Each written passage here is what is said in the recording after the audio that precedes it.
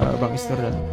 Ya, kami masyarakat sipil, lebih dari 20 organisasi se-Indonesia menyatakan sikap dan seruan darurat kekerasan negara, menuntut tanggung jawab Presiden, DPR, dan Kapolri.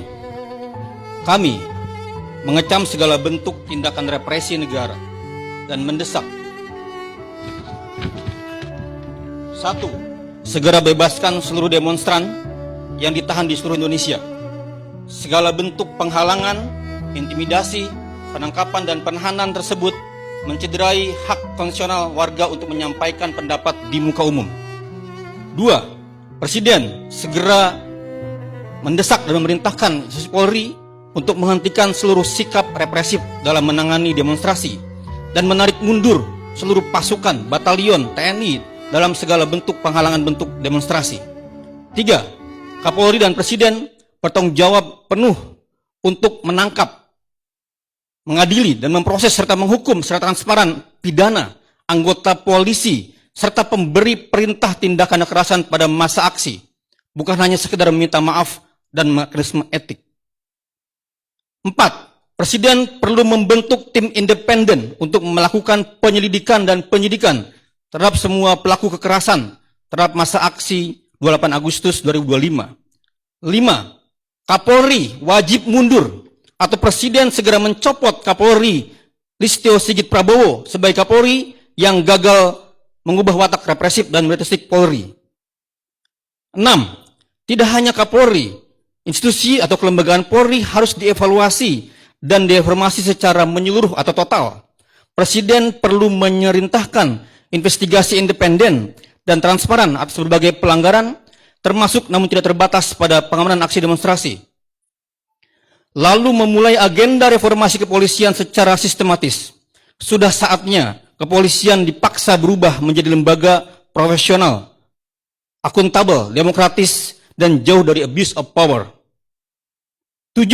Pimpinan partai politik dan kelembagaan DPR RI menindak dan beri sanksi tegas dengan memberhentikan para anggota DPR RI yang berlaku tidak patut dan memicu kemarahan rakyat seperti Ahmad Sahroni, Eko Hendro Purnomo, Adis Kadir, Dedi Sitorus, Nafa Urbah, Surya Utama, Rahayu Saraswati, dan Sigit Purnomo Samsudin Said.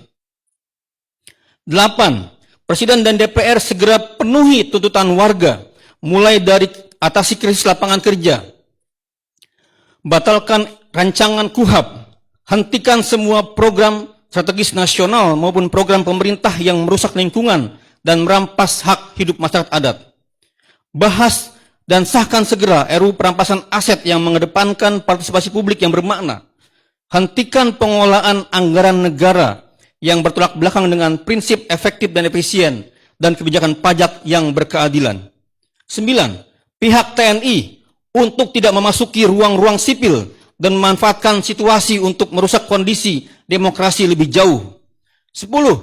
Komnas HAM jangan hanya diam dan perlu segera melakukan penyelidikan pro justisia atas dugaan kejahatan kemanusiaan, pelanggaran HAM serius, extrajudicial killing, atau penggunaan kekuatan berlebih dalam insiden penabrakan pengemudi ojek online dan kendaraan BRIMOB saat demonstrasi di Jakarta, serta kekerasan-kekerasan lainnya saat demonstrasi. 11.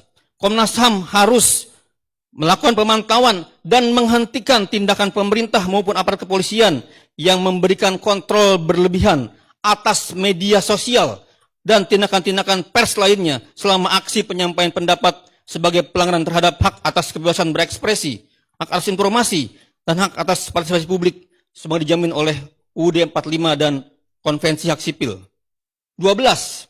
Bubarkan Kementerian Hak Asasi Manusia sebab keberadaannya gagal memitigasi pelanggaran-pelanggaran HAM yang justru dilakukan oleh aparat pemerintah itu sendiri. Yang terakhir, kami menyerukan kepada seluruh warga negara Indonesia di mana berada untuk tidak takut terus bersuara, terus menyampaikan solidaritasnya, terus bersatu, dan turut terlibat dalam mengawal perubahan-perubahan negara ini. Salam dari kami. Assalamualaikum warahmatullahi wabarakatuh.